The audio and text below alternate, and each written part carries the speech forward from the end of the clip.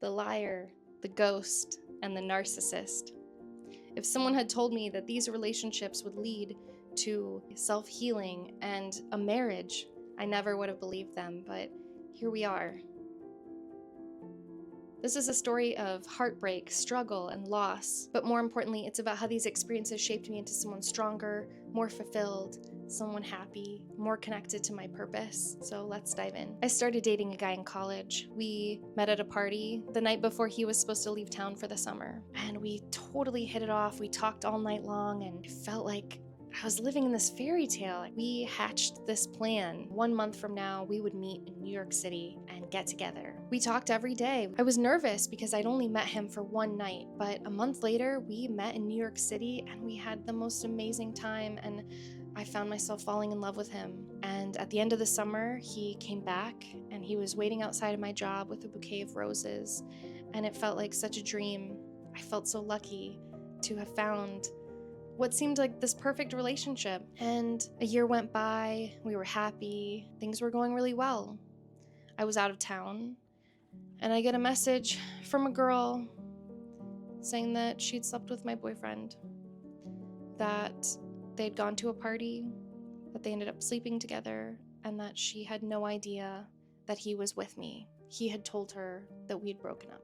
I was completely devastated, and when I got home, I broke up with him. And he denied everything. Even after I broke up with him, he still denied it. No, this didn't happen. And I got really confused. I thought, I've already broken up with him. Why would he still have reason to lie to me? And so I gave him kind of an ultimatum. I said, we're broken up right now. So if you want to leave and go date whoever you want, you can do that.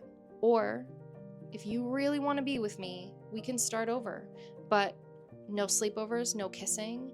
We're starting from scratch because we need to rebuild trust if you want to be with me. He said he wanted to be with me.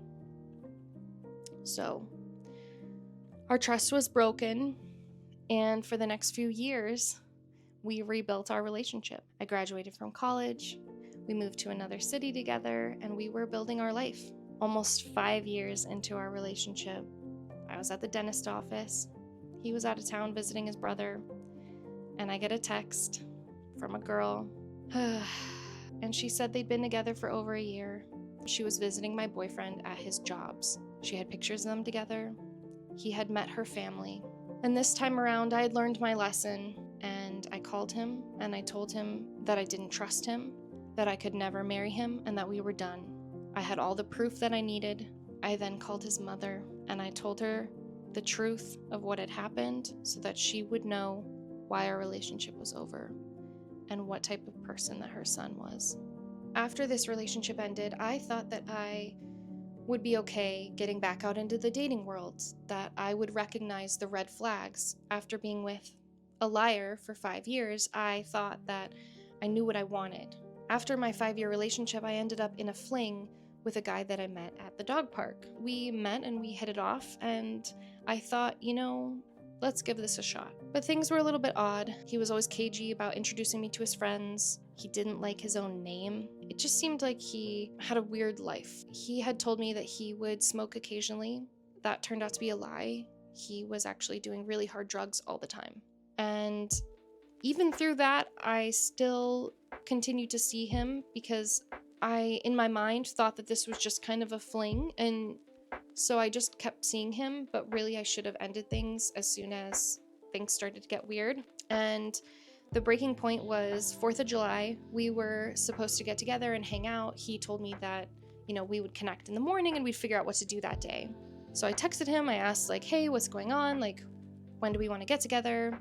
And he said that all of a sudden he had plans with his own friends and that he couldn't see me that day. I was really confused because it just seemed very out of the blue, and also weird that he wouldn't invite me to come along. That made me think that either they were doing really hard drugs or he was also seeing another woman and he didn't want me to see. I never heard from him again. This left me wondering, why did I waste my time again with someone who wasn't right for me? It was another lesson on boundaries, on respect, learning to follow my instincts. After that relationship ended, I started writing things down, things that I'd want in a partner. And this time I'd put some work in. I'd worked on myself, but I probably hadn't given myself enough time. And I ended up dating a coworker of mine pretty quickly after that fling ended. This time around, I pursued this guy. In my mind, it felt like there was such a strong pull towards him, like I'd been in a past life with him. And on the surface, he seemed great. He was charismatic and was great at his career, and he was a really good photographer. He was adventurous, and so our relationship started off really fun until it wasn't. If I didn't cater to his ego or tiptoe around his mood, he would lash out at me. One day he was on errands, and I decided that I would tidy up the house. He came home and noticed that there were 2 small crumbs behind the sink, and he started yelling at me, saying that because I didn't clean those crumbs, I might as well have not cleaned anything at all.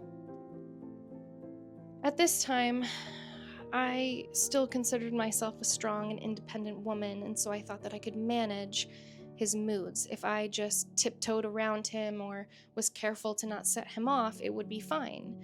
And most of the time, it was fine. But things were slowly breaking. I was getting isolated from my friends, from my family, and we were in this tiny bubble just together.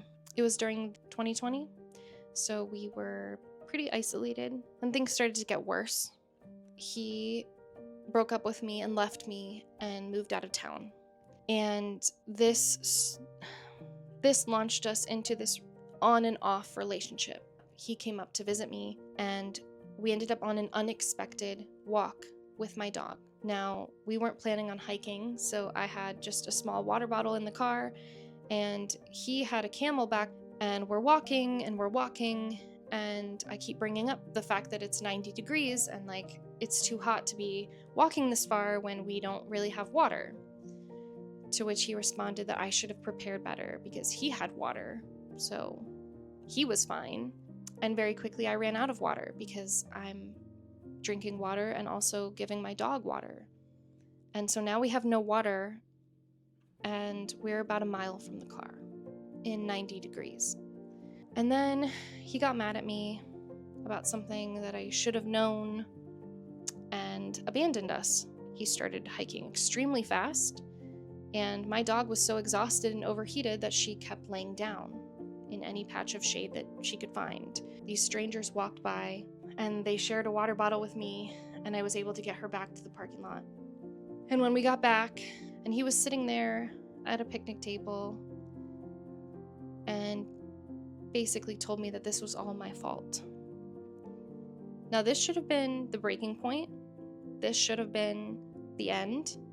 But I was so hooked into this psychological cycle of these ups and downs that we continued to date.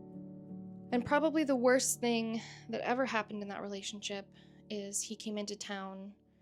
I was getting dinner with a friend that night that I hadn't seen in a long time. He said that he was going to get together with some coworkers, but one of those coworkers was a girl that had actively pursued him throughout our relationship. And I told him that I wasn't comfortable with him seeing her. And instead of listening to my boundaries, he went and got a haircut and bought a bottle of wine. And while I was off at dinner with my friend, he went off to hang out with his coworkers and this woman. At the end of my dinner, called him and said, "Hey, I'm on my way home. Like, are you back?" Because I'd been gone for 3 hours. They had never gone to dinner, and he was at her house, and they were drinking wine and hanging out with her neighbors. I was furious, and so I asked how he expected to drive home, and he said that she had a guest room that he could sleep in. I sent him this long message saying, "This is unacceptable. I am not okay with this." His response was to drive home drunk and berated me, and I was terrified. I'd never seen him this angry before. He was caught. But in that moment, I was holding my phone in my pocket thinking, how can I get out of this apartment? I was standing there like a statue because I knew that if I reacted, it would escalate things. He calmed down enough to go to sleep. In addition to going completely no contact with him, I had to change my life. I started creating a safe space in my apartment. I started working out 6 times a week. I joined a group of women to learn about intuition. I started meditating every day, sometimes multiple times a day. I rediscovered what it meant to be at peace, to be happy. I would rather be alone than be in a toxic relationship ever again. 6 months later, I met my husband through a dating app. It turned out that we lived right around the corner from each other. The first time we met in person, I felt home, and we've built this beautiful life, got married, and at the end of the day, we're a team. But none of this would have happened if I wouldn't have found out what my boundaries were and held true to those boundaries and taken the time to heal. I'd love to know if any of this resonates with you. Does any of this feel familiar? Do you find yourself falling into these similar traps and patterns that I went through? I'd love to know in the comments. We all end up in situations that suck, moments that make us question everything. The key is, how are we responding? Do we let those moments define us, or do we grow through them? If you're going through a tough season, know this: it's not the end of your story. It's just one chapter. Keep going. If you feel that this story would help someone else, feel free to share. Thank you for listening.